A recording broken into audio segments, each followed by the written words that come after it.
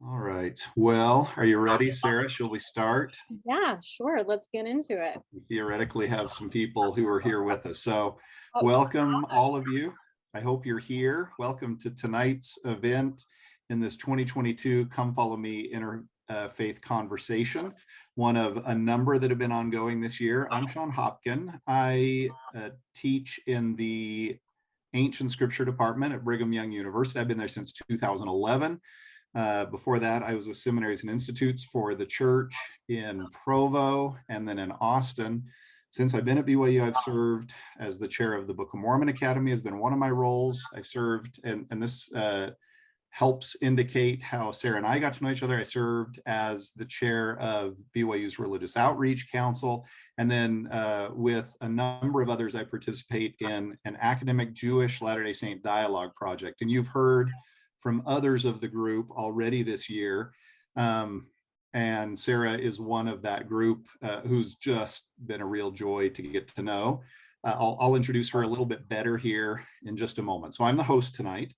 And one of the goals of the Widtsoe Foundation is to inspire members of the Church of Jesus Christ of Latter-day Saints to engage in meaningful interfaith dialogue and community outreach in order to strengthen our local communities around the world. So that's one of the hopes here. So for our conversation this evening, we're going to talk about the book of Job from a Jewish perspective. As you can see from your Come Follow Me reading, if you have looked at that already, I'm sure you're all reading it, right, faithfully. We'll focus on Job chapters 1 through 3 and 38 through 40, but really I think, and Sarah and I have discussed this already, understanding the broad spectrum of what's going on in the book of Job is what's going to be most helpful, I think, as you're reading. So we invite you to join the conversation by asking us your questions anytime. So you see the Q&A feature at the bottom of your screen. Inside the Q&A window, you'll be able to vote for questions you'd like answered, and we'll try to pay attention to that and do that according to vote. We're not going to call it a totally democratic vote, but we'll try to go that direction.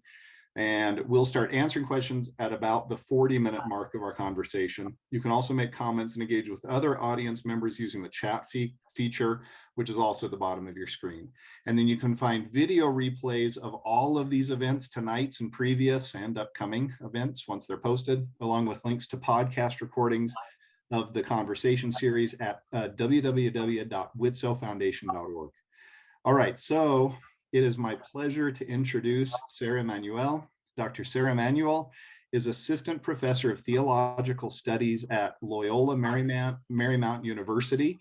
Those of you who are BYU basketball fans recognize LMU as one of our opponents in the basketball season. It's a beautiful campus. I've been there as part of our dialogue project.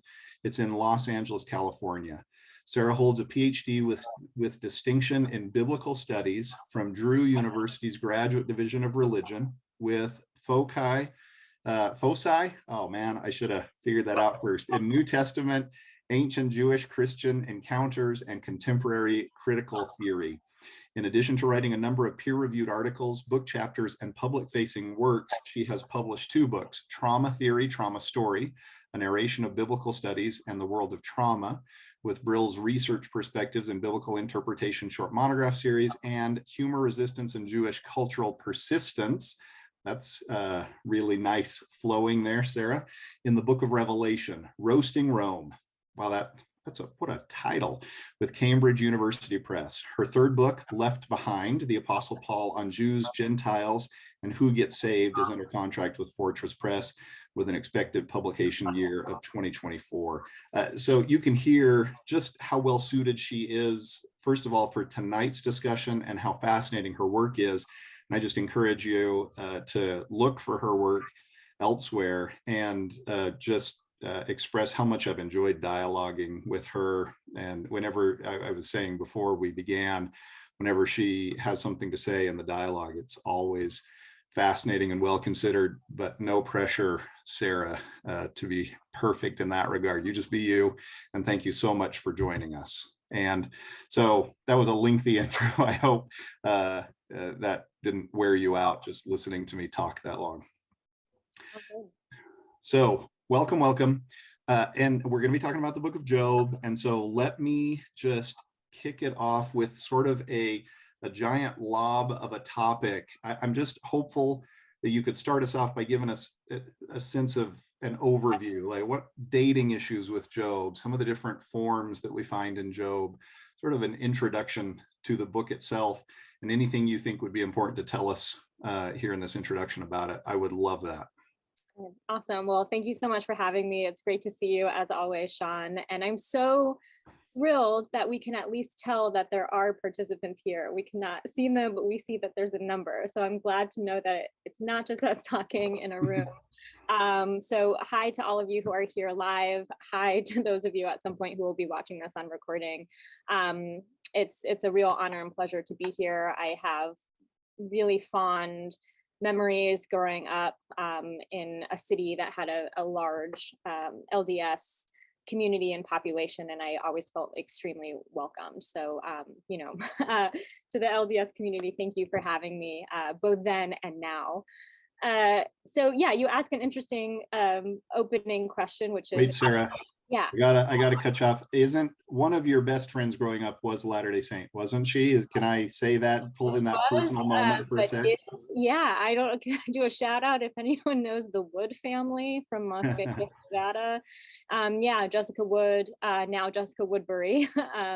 Funny enough, was best friend growing up, still is, was my maid of honor a couple months ago at my wedding. And she's very much a part of the LDS community, and it's always been a joy being friends with her. So I'll try not to steer you off track too often. Forgive me for that. And please tell us about Joe, but thanks for taking that moment. Yeah, of course. I think that's what we're here for, is to, be spontaneous. So I appreciate that question.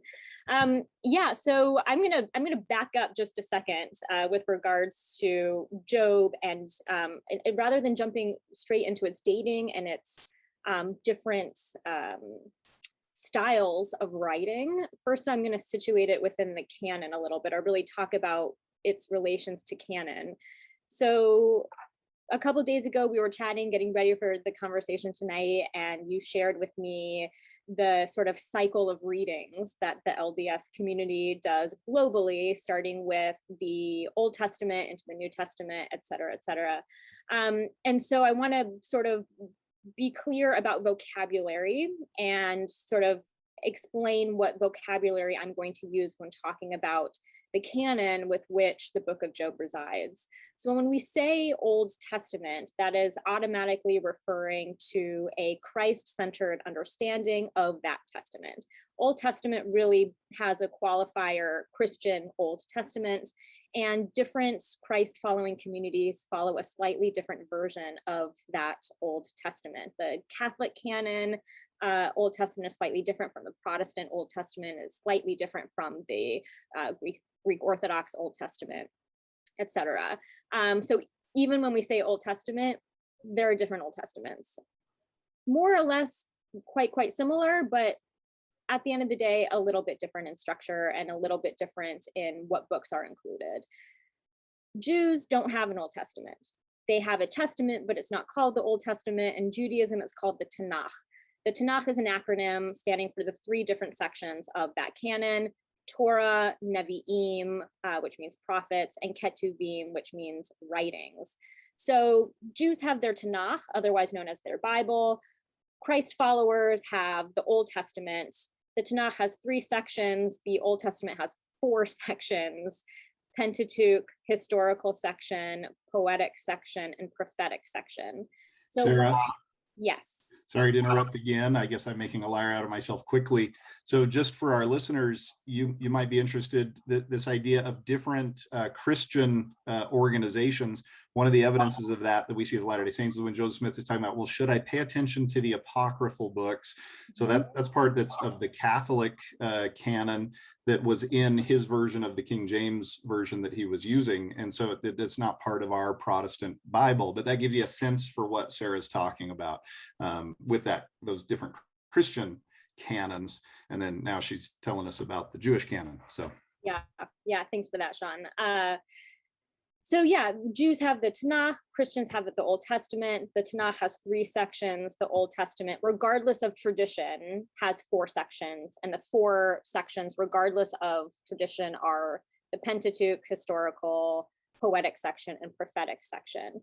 So even in the way that these different Bibles, the Jewish Bible and the Christian Old Testament, are structured, you can see that there's slight differences. One has 4 sections and one has 3 sections. So sometimes books are placed in different sections of either Bible. So for example, the book of Job is in the Ketuvim section of the Jewish Bible, whereas the book of Job in the Old Testament is in the poetic section. Why? Perhaps because, as we'll get to in a minute, a large portion of the book is poetry. And so scholars have sort of they're put into a hard situation when picking a vocabulary term. What are we going to call this canon? If we're talking about the book of Job, well, in what canon, does it reside? Are we going to constantly say Christian Old Testament and Tanakh, but they're in different sections? How much qualification are we going to do before we get into an actual book? So biblical scholars have made up a term, have made up an attempt at being inclusive, an attempt at saying, okay, this isn't a perfect way to talk about this testament that is technically different from tradition to tradition, but is generally kind of the same and generally has the same books, but different names. They've come up with a shared word to talk about it, and that's Hebrew Bible. So Hebrew Bible is this made-up word or made-up term by scholars to talk about both the Jewish Tanakh and all of the different Christian Old Testaments under one heading, knowing that technically there is no such thing as a Hebrew Bible. It's made up, and testaments are different from Judaism to different versions of Christianity today. So moving forward, I say all that to highlight, this is an interfaith conversation series, to note that the LDS Old Testament is slightly different from the Jewish Tanakh. The book of Job is in each, but they are in different sections. They come, about at a different point in the larger story.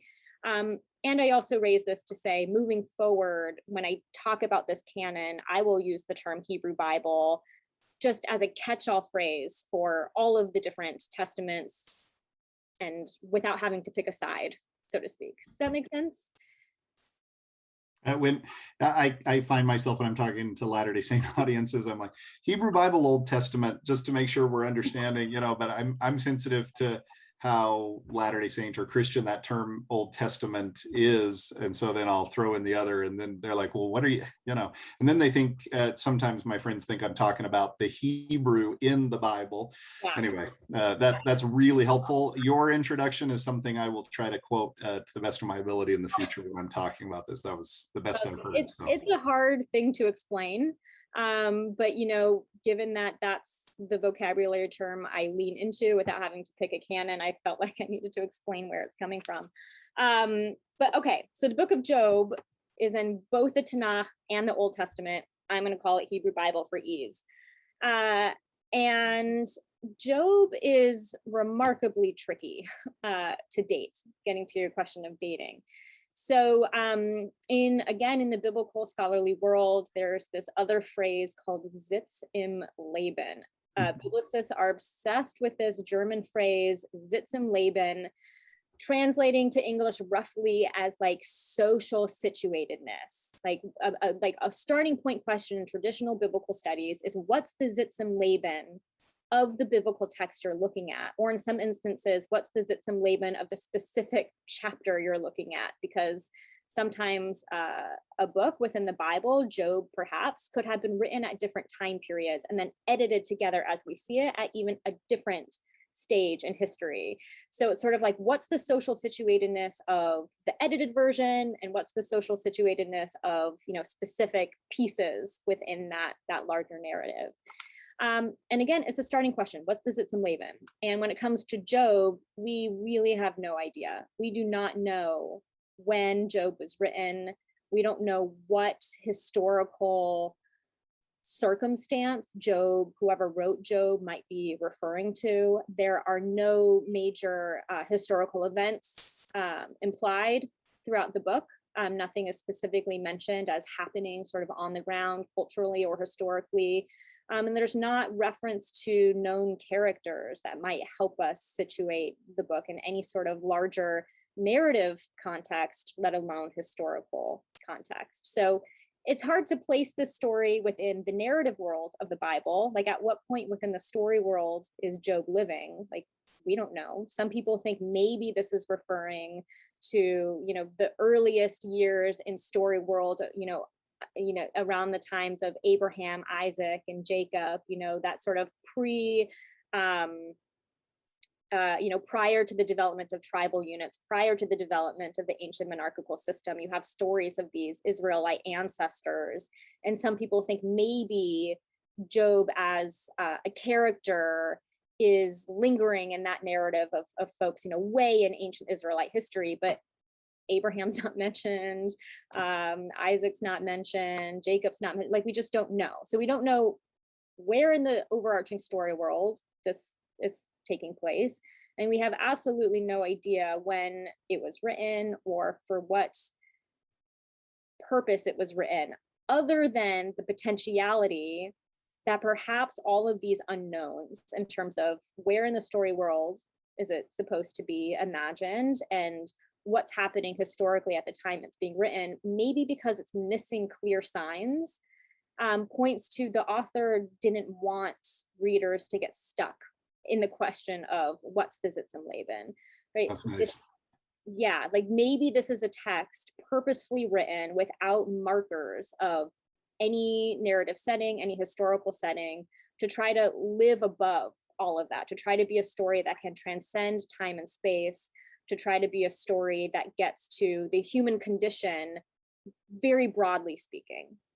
Sarah, we have in our Latter-day Saint modern scripture, there's this reference where Joseph Smith is suffering, he's in jail, and he's pleading for help and sort of complaining why has this been allowed to happen to me, in sort of Job-like fashion almost. And then God responds to him in this moment and says, "You're not yet as Job," is one of the things he says. Well, so I think for some Latter-day Saints, then they would say, oh, well, Job has to be a real person or else God wouldn't use Job, this example of Job. And so some might feel like we have a dog in this fight. And for me, I think, no, I think God can use a literary figure, a real figure that's been, sort of memorialized. Either way, it's powerful, right? The image of Job is what's powerful here. And lest we get sort of lost in, well, was he real or not, then and we lose the message. And I think the message is powerful, it's complicated, it's beautiful, it's complex. So anyway, one way that Latter-day Saints sometimes come at this is from this one moment where God refers to Job when he's talking to Joseph Smith. So sort of interesting. Yeah, very interesting. And I mean, I completely agree. Something that I work with my students a lot is, the power of storytelling, regardless of whether it's, real or not real, however we define real and not real, that stories, even fictive stories, create worlds. The stories that we tell us who is in, who is not in, what matters, what doesn't matter, what questions, have a seat at the table. I don't think the writer of Job, for one thing, is necessarily wanting us to, as you said, like get stuck with questions of, historicity. I don't think that was the point of this writing. But at the same time, at the end of the day, this story speaks to a major aspect of what it means to be human, regardless of time or space. Again, at the end of the day, regardless of whether we can prove something's real or not in story, it's the stories that we tell that shape who we are. And this is a text that has shaped profoundly readers. I call it, living in the world in front of the text. Like after the text was written, there's histories, centuries of interpretation, and that's sort of the afterlife of the text, the world in front of the text, where we are, where we live. And Job has a remarkable afterlife, a remarkable world in front.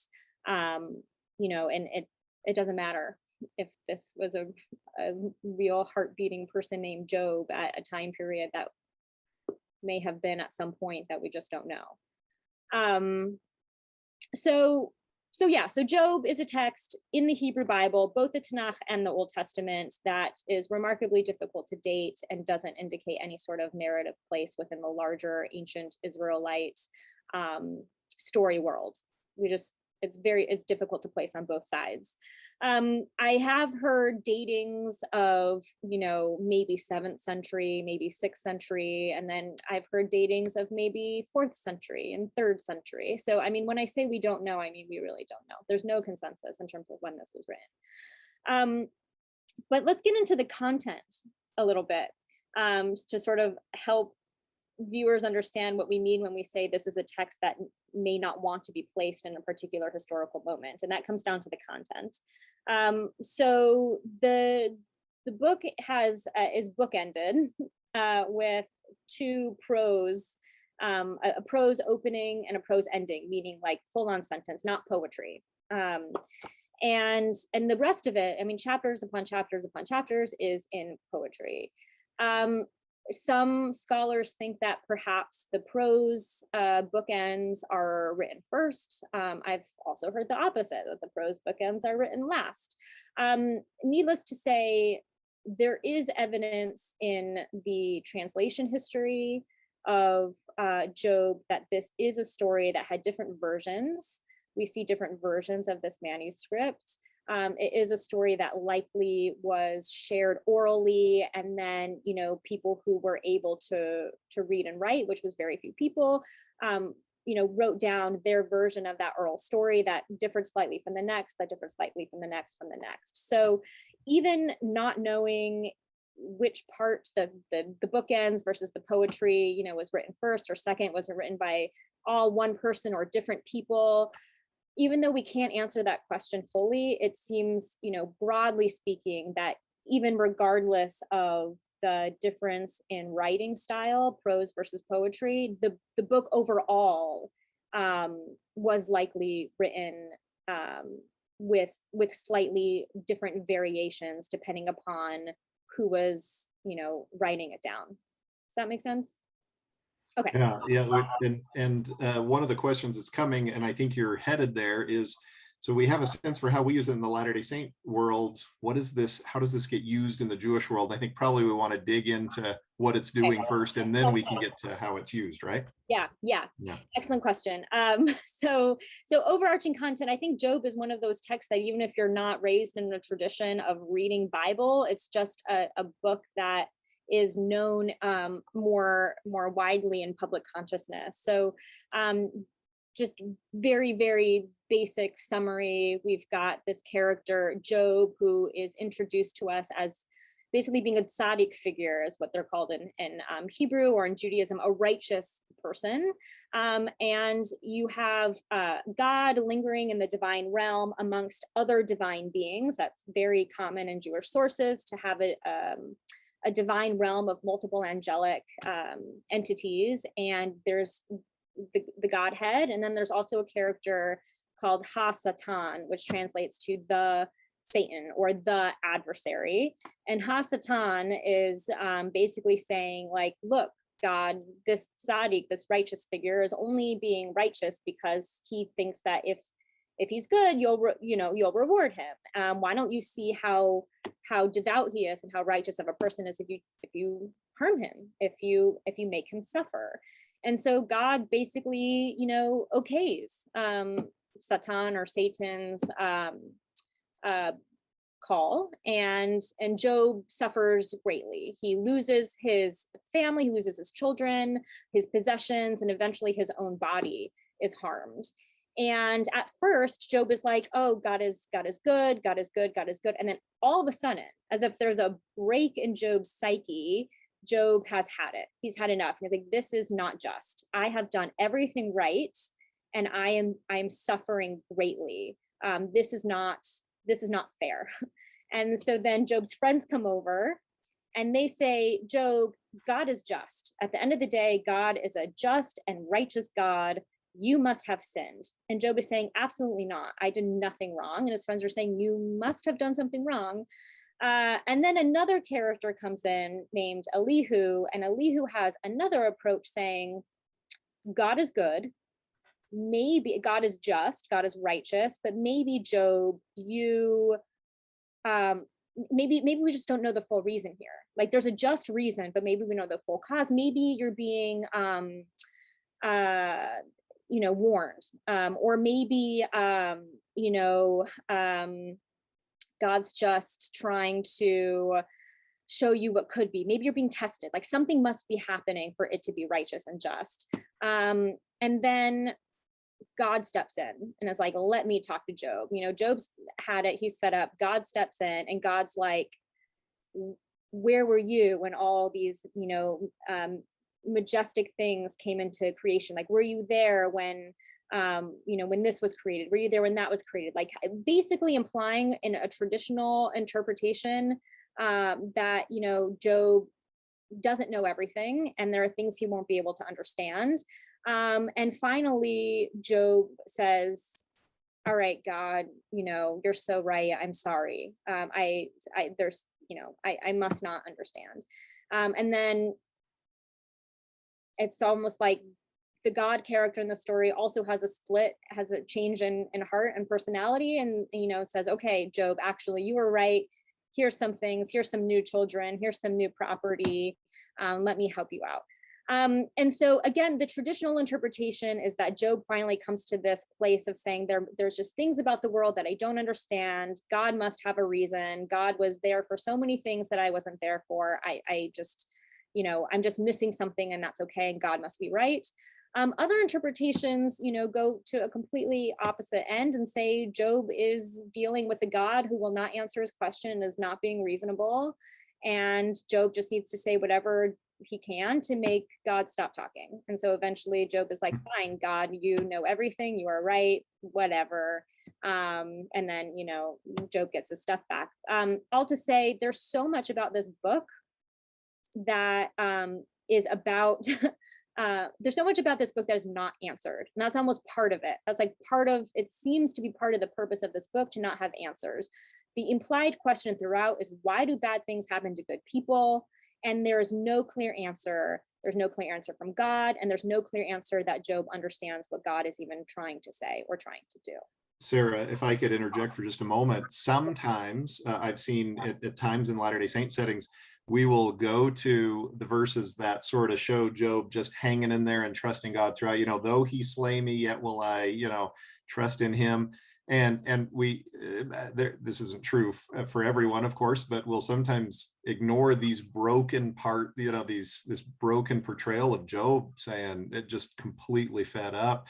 It's a much richer, more complex, for those who have experienced some suffering in their lives. It's a challenging book that doesn't provide a lot of answers. And I loved your second interpretation, because I was giving, some version of this first interpretation in class. Well, when you experience God, the relationship with God, it tends to sort of wash some of these concerns away that we can't understand. And one of my students wasn't having it. He's like, that is so reductive of suffering. I do not accept that interpretation. So I mean, it's the kind of book that does those kinds of things to you, I think, when you really dig in.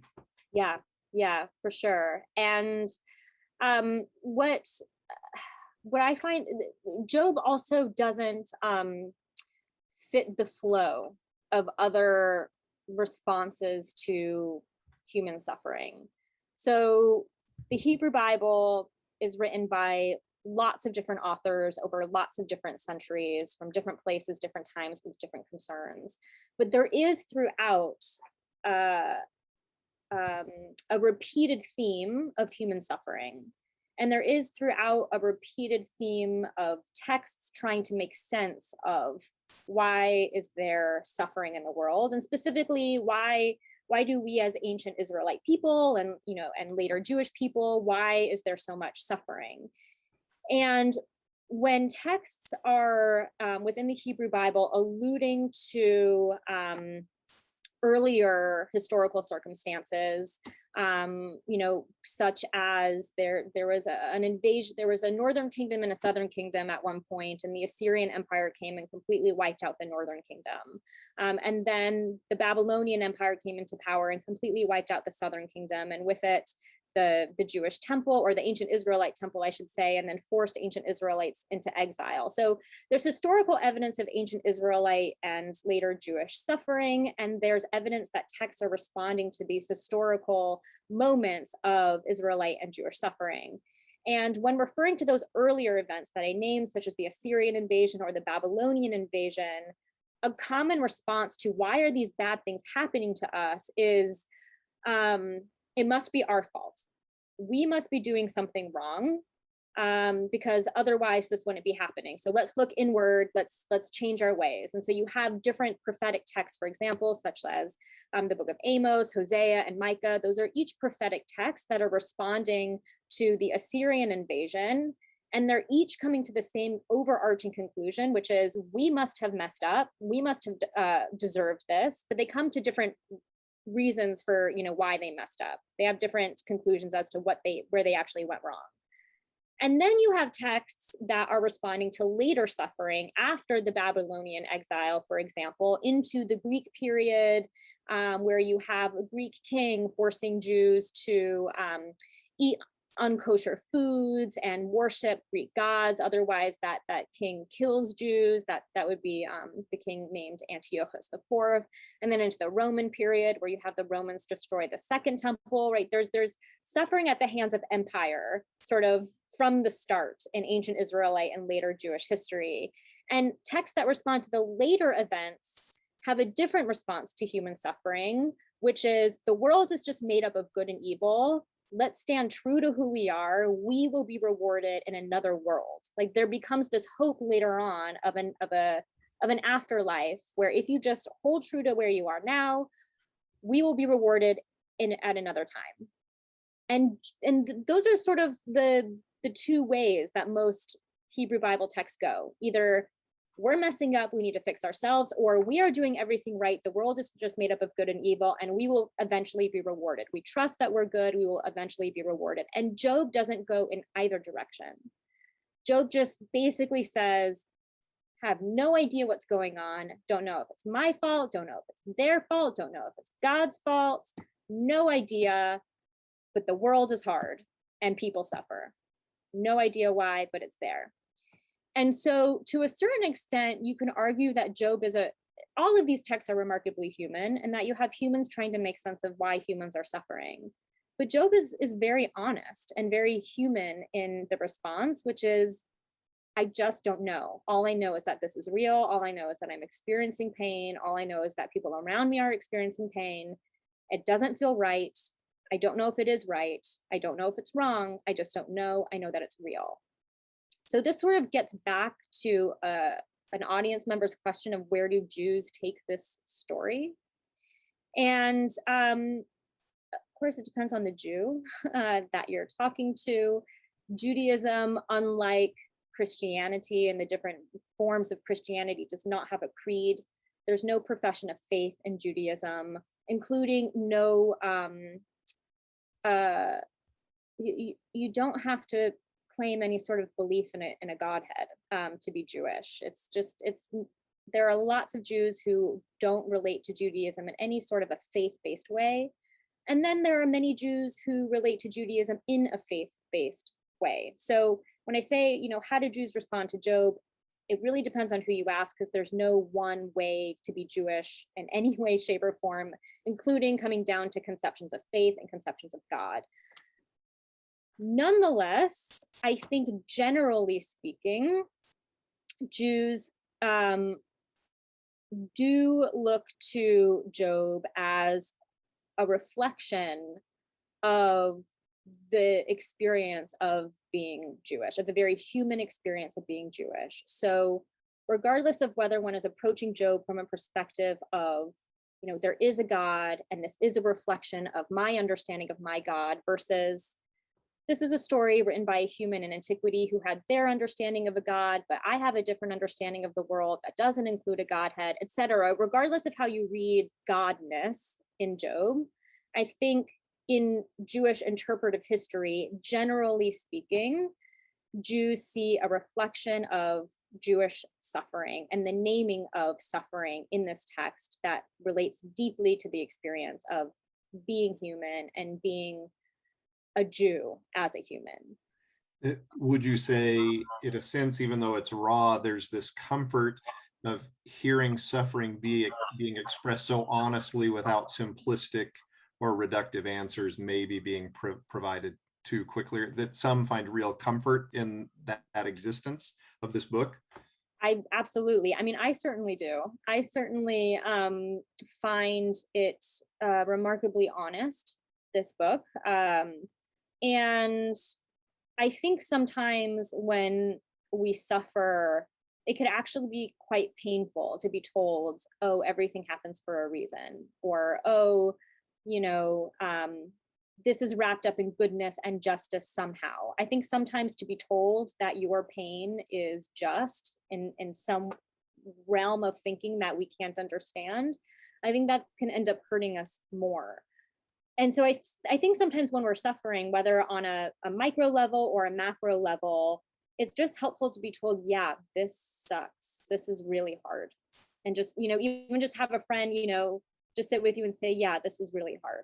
Instead of coming down to answers about why this is happening, you know, is it, you know, going back to earlier text, like, is this, did you mess up, or is this just how the world is? Everything happens though for a reason because God is good. I think sometimes just being in the this is painful is helpful. And I think Job kind of at the end of it, even though his friends are trying to give answers, Job is showing that none of that is working, right? He just wants to be told, yeah, this is really hard. This is, you know, really hurtful. And I think we as humans oftentimes appreciate that too, just letting us be in pain. Well, and you see the friends processing this in very human ways. Like they start that way, right? They sit down and they sit with Job. It's really beautiful. But then, okay, now I got to start providing some answers here. You know, and they start, and Job sort of seems to get worse over the course of their, you know, providing him with all the reasons why he's suffering. Yeah, and you know, to the friends' benefit, even though it's not working and it's making it worse for Job, and even though I can imagine being told things like the friends are saying and feeling worse, I also can relate to the friends in the sense that if you're with a loved one and they're suffering, you know, sometimes all you want to do is be able to say something that will help fix it, and sometimes you find yourself kind of going down on various tangents that you might not even believe, but you're just desperate to say something to give reason or hope to the loved one that's hurting. So it can be hard to sit with someone who's in pain and just sit with them. It can be hard, even though I think sometimes that's what we need. What do you think of this final? Do you like the final conclusion where that potentially points to this future resolution of pain, and God's like, okay, let me reward you for, you know, just hanging in there, so to speak? Or do you think it's a little too simple? Yeah, me personally, yeah, I really don't like it. I mean, I don't. Job still lost his former children. You know, I don't think it's implied that he gets the same kids back. They're just new kids.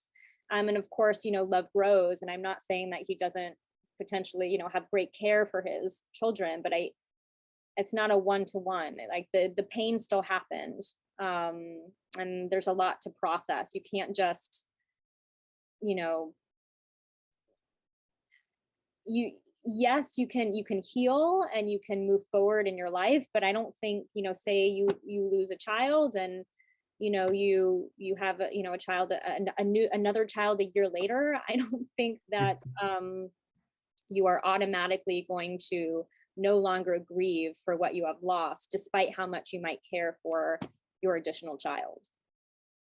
So, I mean, I don't think the ending is just, if you're asking me personally, but I almost think that I don't think that's a bad thing. I think Job pushes us to ask questions, and I think Job pushes us to kind of feel how Job feels, and to, you know, ask ourselves at the end, oh, was that, I mean, I love your question, was that ending just? You know, we're kind of put into the position of Job himself. Job is like, Job is reflecting upon his own circumstances, and then we're sort of left to be able to reflect upon the story as a whole and how it might relate to our own lives.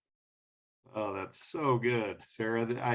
I love the way you've explored this. So we're getting really close. We could be there at our question answer time, but before maybe we move to that, and you've given us a number of things, sort of takeaways from the book of Job, so to speak. Anything else you'd want to say what these writings mean to you personally? You've sort of already done that, but do you want to say anything else about that?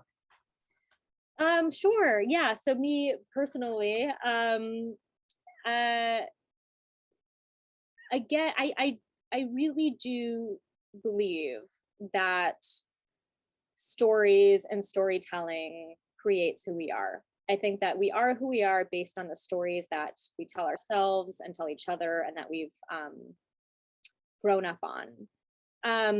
And I think that the Hebrew Bible as a whole is a remarkably powerful collection of stories that has shaped people's lives profoundly for centuries. And oftentimes I'm intrigued by a biblical text solely from an academic perspective. It is not something that I hold on to as my personal foundational stories for my personal life. Even though I'm a Jew, that's just not how I relate to these stories. I see them as texts written in antiquity, responding to remarkably human circumstances that have shaped their worlds. But when it comes to Job, because as a scholar, I don't get very far at all, in the sense that I can't date it. I don't know where in the larger biblical story world the author is placing Job or imagining Job. I'm sort of forced to know the limitations of academia and let the rest of my mind be intrigued. And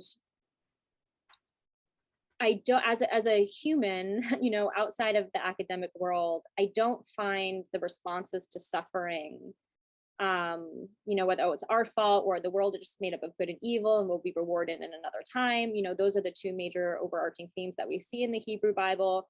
Neither of those perspectives really land for me. Again, I just go to, those were the perspectives of these particular writers. But Job, because it doesn't fit those, and because I can't date it, and I don't know really what's going on, and because it doesn't answer anything, this book, more than other books in the Hebrew Bible, I think speaks to me as a human, in the sense that it is naming, in a very vulnerable way, human suffering. And I think we all know what it's like to experience suffering as humans. And it doesn't give a neat or tidy answer. And I like that. I actually deeply, personally appreciate it. Perhaps because it speaks to my own agnosticism of just not knowing the truths of the world with a capital T. And Job kind of lets that be. Job kind of like is my own friend in a way, sitting next to me and being like, yeah, I know you don't know. I know you struggle in the not knowing, and I'm just going to sit here with you and not pretend that I have the answers. And I'm just going to be here and let you feel your feelings. Have you ever said that before, Sarah? That was so profound, not to embarrass you, but this concept of Job, the book, sitting down next to you. Oof. Thank you. And sorry to make too big a deal out of that. That was so beautiful, the way you just framed that. I loved that. So. Okay, so we've got questions, but now I really want to respond these sort of open question marks. I mentioned to you a statement by one of our church leaders, and I just want to sort of demonstrate, and then you can respond if you would like to any thoughts it sort of provides you or that come to you. But also for our Latter-day Saint readers or listeners, this is Spencer W. Kimball wrestling with this problem of suffering. And let me just show you, he doesn't give us strong answers as far as why. Here's him wrestling with this just a little bit. I'll just read little pieces of this. Did our Father in heaven cause the collision of the cars that took 6 people into eternity? Or was it the error of the driver who ignored safety rules? He gives a whole lot of tragic events and says, who caused these, why? And then he says very openly, as a prophetic leader of his people, answer if you can, I cannot. For though I know God has a major role in our lives, I do not know how much he causes to happen and how much he merely permits. He goes on to talk about the importance of choice and agency, and that God's going to allow us to choose things, so that's, you know, that's an important part of what's going on here. But I love seeing him wrestle with this in front of his people, where he's sort of the person who's supposed to have answers, and he says, I can't answer this. So you were just making me think of that. Does that prompt anything further from you, Sarah? Or? Yeah, it does. And I'm glad that you quoted that again, because when you shared it the first time, I was thinking, wow, what a Jewish thing to say. And it's not just that the suffering that we see within the story of Job reflects the suffering of Jews, you know, throughout time and space, but also Job's wrestling with God reflects a really Jewish way of being in the world. I mean, you know, Jews, in to use different vocabulary, often refer to themselves as the people of Israel, Israel meaning to wrestle with God, or for those who are not theists in their Judaism, just to wrestle and be in the questions. That's sort of almost like, it's almost like trite now that Judaism is all about, you know, like valuing the questioning and not necessarily the answer. But, you know, it's trite for a reason. It's a big part of Judaism. You know, again, regardless of whether you're approaching your Jewishness from a theistic perspective or an agnostic or non-theistic perspective, a lot of it is valuing wrestling with hard questions, including questions that we may not ever have an answer that feels fulfilling. And, you know, including questions that have to do with why do humans suffer. So I think that, you know, you mentioning that quote, you know, mirrors greatly how Jews are sort of trained to interact with the world, which is through questioning and kind of being okay with not always having an answer. Yeah, thank you. All right, so are you okay if we move to some of these, speaking of questions, Yeah. the questions that have been posed? So I've been, from time to time, I've been looking at some of them. There are a series of questions that are still wanting to dig in further into this idea of historicity. And I'm just going to mention a few of them. I don't know that we want to spend a lot of time there, but I'm just going to mention a few so you can respond to any that you may have something. So one individual mentions the Septuagints description of Yobab as Esau's grandson. What do we think of that? Do we know where Uz is? This is a different individual. Do Jewish scholars think Job was Jewish or Gentile? Yeah. Okay. Yeah. So Uz, no. No, not really. In terms of the Septuagint's version, so for those who aren't familiar with the Septuagint is sort of our first iteration of a translation of the Hebrew into another language, being Greek. We also have the Targums, which are Aramaic translations of the Hebrew.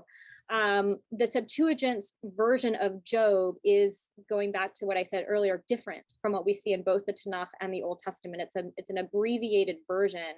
And so with regards to this specific question about Esau, for example, I think all we can get at with regards to the Septuagint's version is just that people are having different people shared perhaps orally this overarching story, but came down to different specifics, and there were different versions circulating of the story. And so it's up to you to decide, you know, does a specific version have to matter more than another, or, you know, which, you know, do you see the Septuagint as purposefully changing something or purposely editing something or adding something for any sort of larger theological reasoning? I mean, it really comes down to the individual reader and how they want to make sense of the changes in the Septuagint, whether the taking outs or the addings.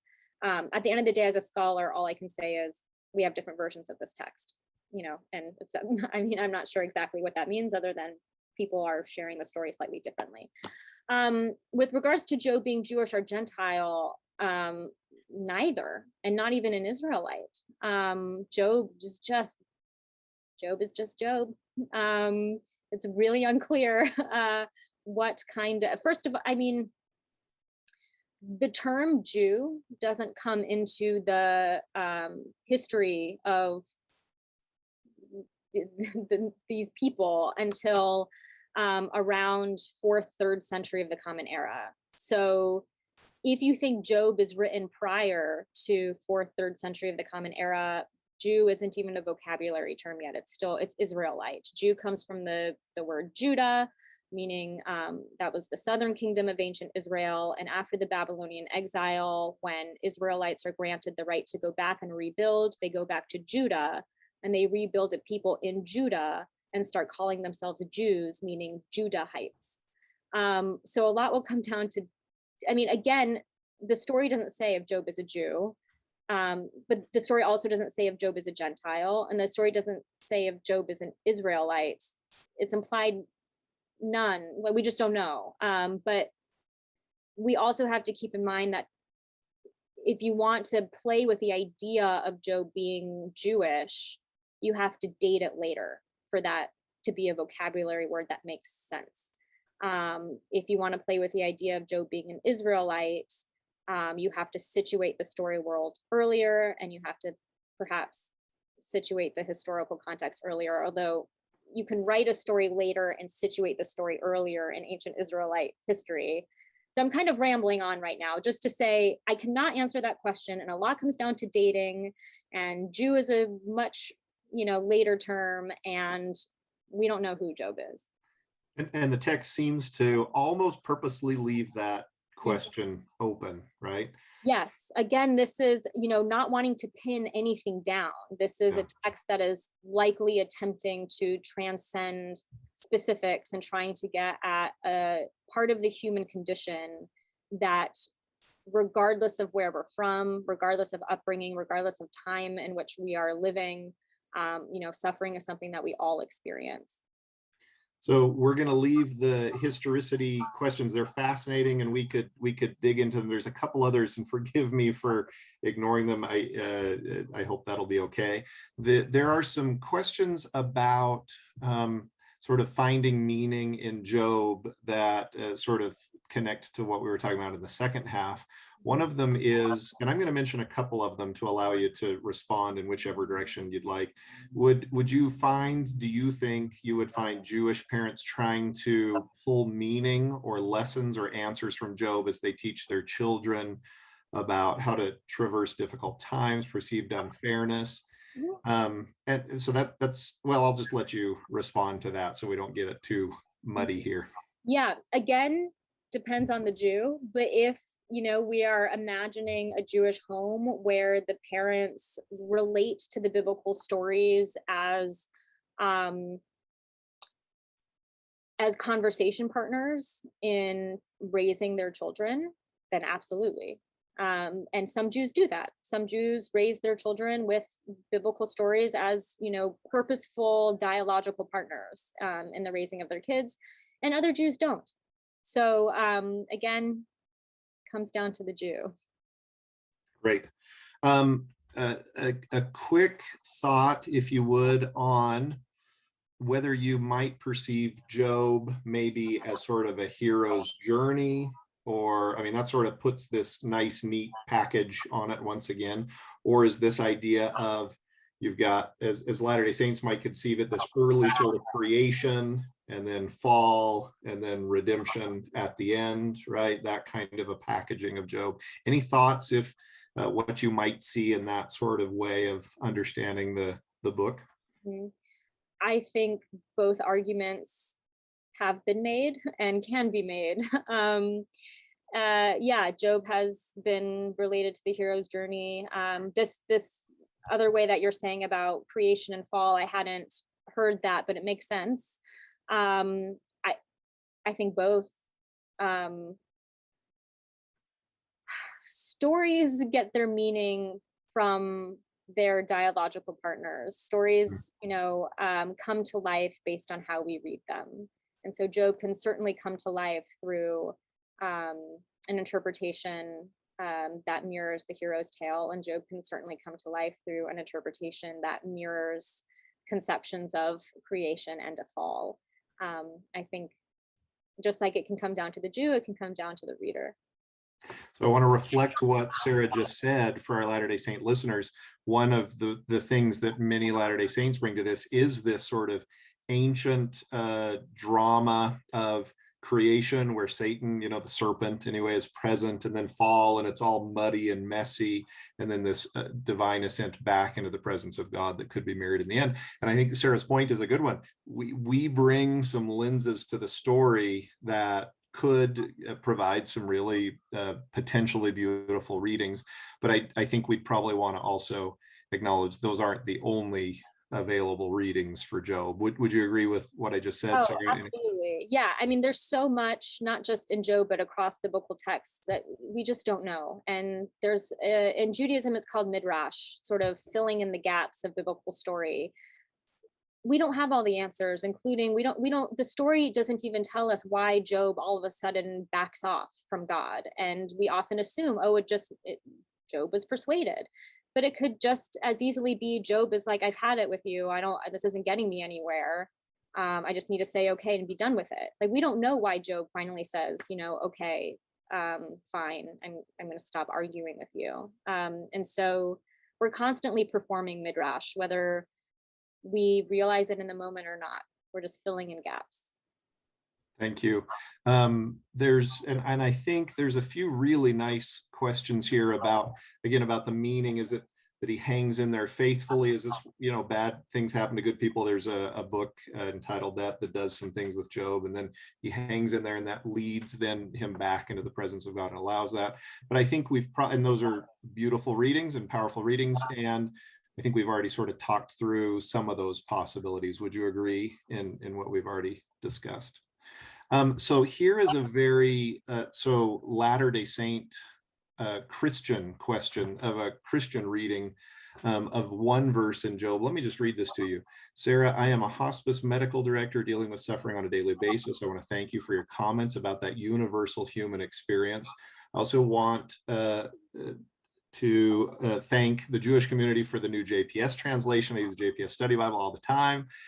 Then this question, would you please comment on the "I know that my Redeemer lives" verse?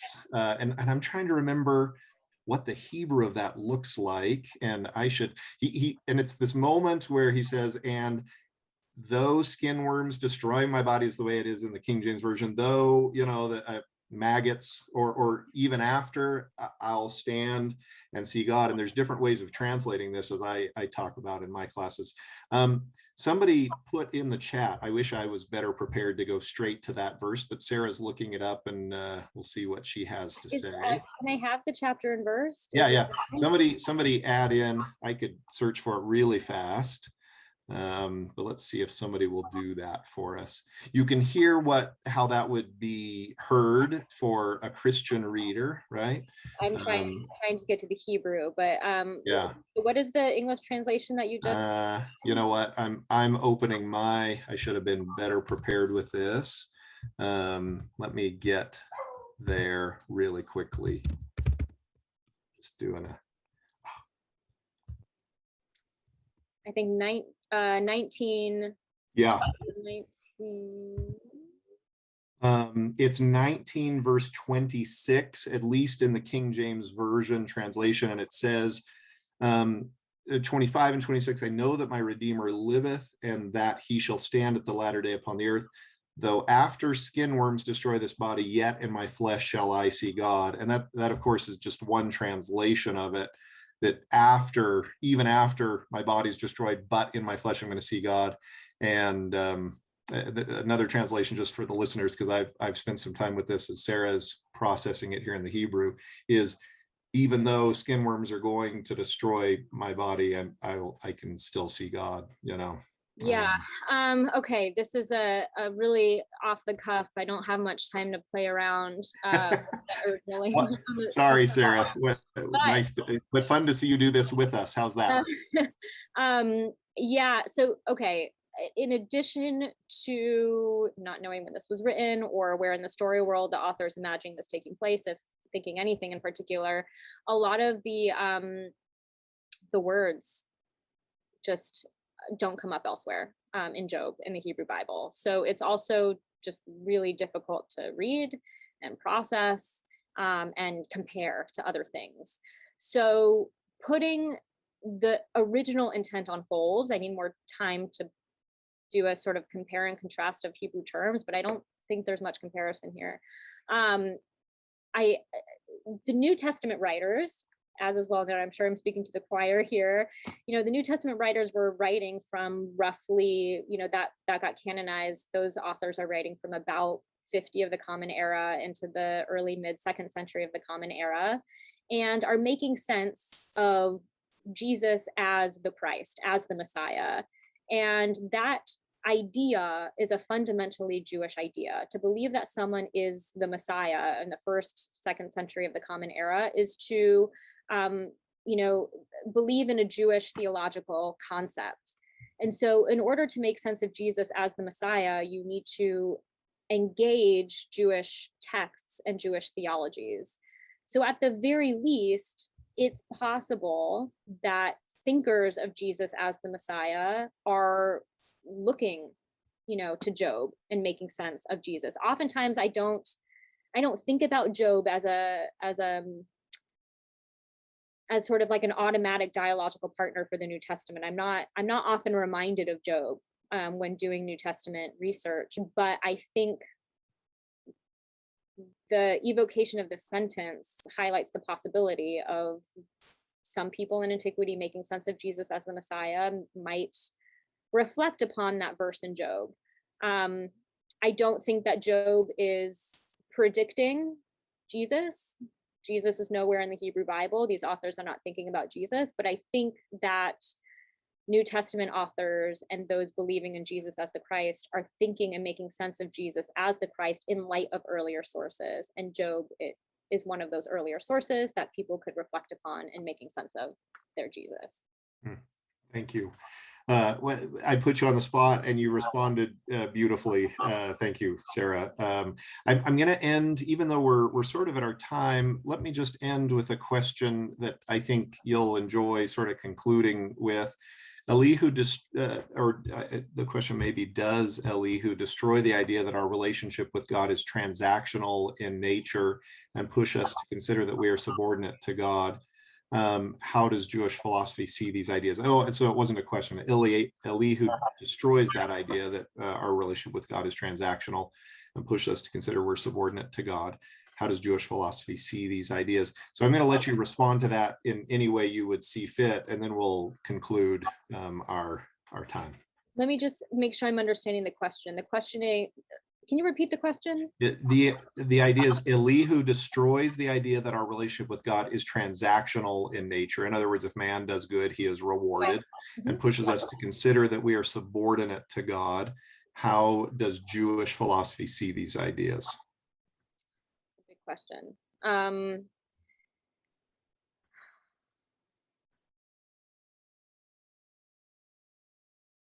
What I'll say briefly, because we're running out of time, is that Jewish philosophy sees all of the above, all of the various ideas as ideas to discuss and to engage and to wrestle with. Again, rarely does Judaism come to any sort of clear conclusion.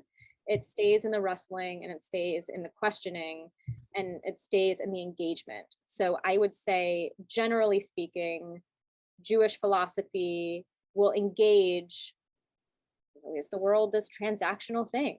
We'll engage, do we have any free will? We'll engage, the world is just. We'll engage, the world is not just. We'll engage, is there a Godhead that has something to do with that? If so, how, why, when? So whereas Judaism has the Tanakh, or the Hebrew Bible, modern day Judaism is also, that's shorthand for Rabbinic Judaism. And Rabbinic Judaism has another set of texts, kind of like the LDS Church, that goes beyond the biblical canon. And that's the Talmud. And the Talmud is constructed by early rabbis in the early centuries of the Common Era. And when you open up the Talmud, it is a performance of midrash, of trying to fill in gaps and make sense of the world. And the way that it's laid out on paper is an ongoing wrestling conversation. You have on one page multiple rabbis, multiple philosophical thinkers engaging and questioning and debating, and oftentimes disagreeing with each other. So I mention that to say Judaism embraces multiplicity. Judaism embraces engagement. Judaism embraces questioning. And so I think in a broad scope of answering the question of like, how does Jewish philosophy take that, or, you know, take what was just said, I think the answer is it takes it and it engages it.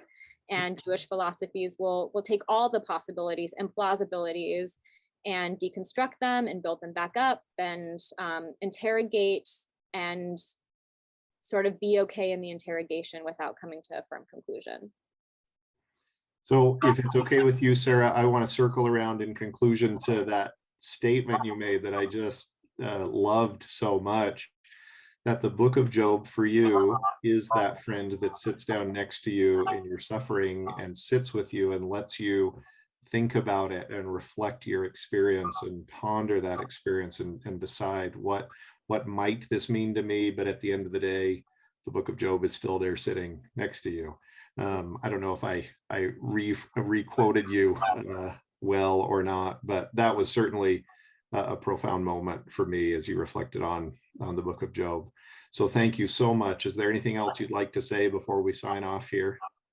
No, I mean, I thank you so much, Shon. It's always a pleasure. And I guess I'm realizing how hard it is to talk about Job in such a short amount of time without knowing anyone's relationship or historical, knowledge of biblical texts. So, thank you all for entertaining us and engaging us, and always happy to answer follow-up questions if anyone has any. You can send me an email. But again, thank you for having me, and I apologize. This is a hard topic. I'm realizing this is a hard book to do in an hour. So, and I would just say, even though you're being very gracious, I thought what you did was remarkably well-spoken, and you helped us explore what this book does and its complexities and its beauty in complexity. I love everything that you did with this time. So I'm going to give this little conclusion here with a thank you for joining us, to all of our listeners to this Come Follow Me Interfaith Conversation with Sarah Emanuel. As I mentioned earlier, you can rewatch it at Widtsoe www.widtsoefoundation.org, along with other interfaith conversations. The next in the series will be on August 28th. We'll be discussing Isaiah's message of comfort and victory with Rabbi Josh Garraway, so please come back for that.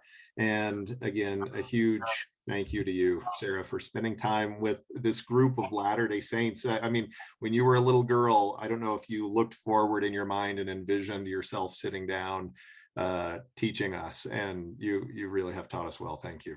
Thank you so much. It's been such a joy. Okay. Thank you, everybody. Have a wonderful night.